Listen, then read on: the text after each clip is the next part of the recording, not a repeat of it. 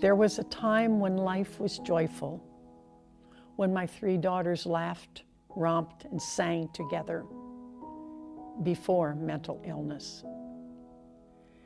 But after mental illness, there were 2 daughters and more mental illness.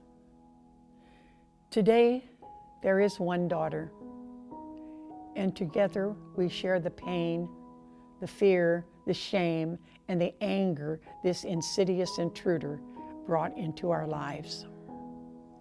And now we join with others to break the silence imposed by mental illness. And we enter a world where there is light and color, hope and action, and we are no longer alone. We are one.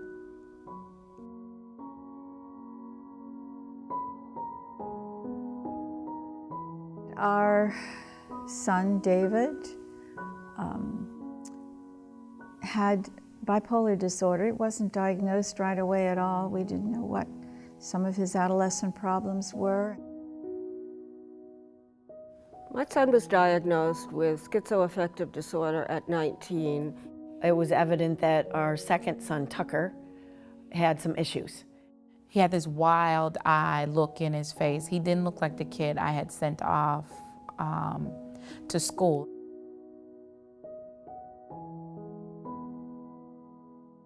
Every day he would tell me things that I could never imagine my son would say. And I really understood what a mental illness was after I was living it. None of the issues surfaced until they were college-aged, which they're young adults. They're not children at that point in time. They're over 18, and as a parent, you have no real legal rights. No one will speak to you. 2 of my sisters actually battled depression. 3 years ago, my sister was going through a divorce, and she took her own life. My brother, was still doing well, we thought, and 2 years after that, which was last year, he took his life the exact same way my sister did. When a loved one has mental illness, families are stretched beyond imagination. It impacts marriages, it impacts relationships with your coworkers, your job. It just can bring you down completely. This can happen to anybody. It doesn't matter what your education is, how much money you have. Your child can just be lost to you and just go to the streets, and you never know where they are and what is happening to them. So there's a period of shock and dismay and denial and, what is going on here? I initially thought that this was more or less a death sentence, a chronic illness that there would never really be a solution to. It's not a weakness. It's not a character flaw. It's something that needs to be treated like any other biological medical problem. Learn about mental health. Learn about what we can do to improve mental health, not just as individuals, but on a macro level, working with the legislature, trying to implement policies that will provide coverage for mental health treatment. We are all in this together, and I think as a community, we sometimes may have to come up with some creative problem solving. It definitely would take a legislative process, but I also think it takes the people. If the people get behind something, they can make it happen. The I Am One was started when we said we're all individuals, but one person can make a difference. There are about 100 women who are I Am One. We're a team now that is working toward change, awareness, very specific goals in our Boca community. I was invited by Rita Thrasher to be one of the 100 women.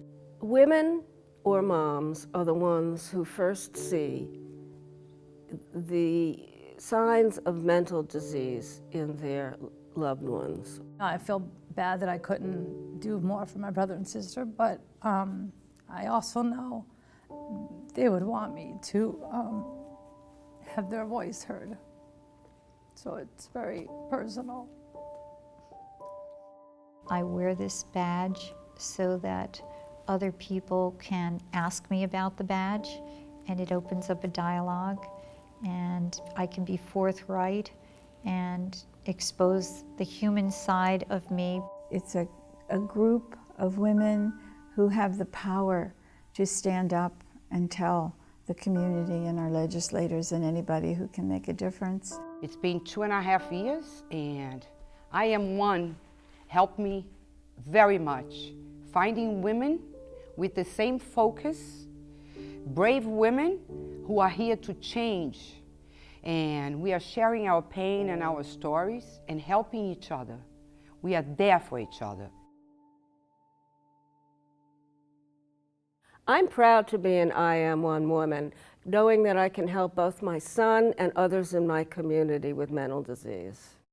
I know I am one person that will make a difference. When people see this badge, they're curious, and people will say, what does that mean? And I'll say, yes, I'm one. I'm one of the women who's trying to start conversations and get people talking about mental wellness.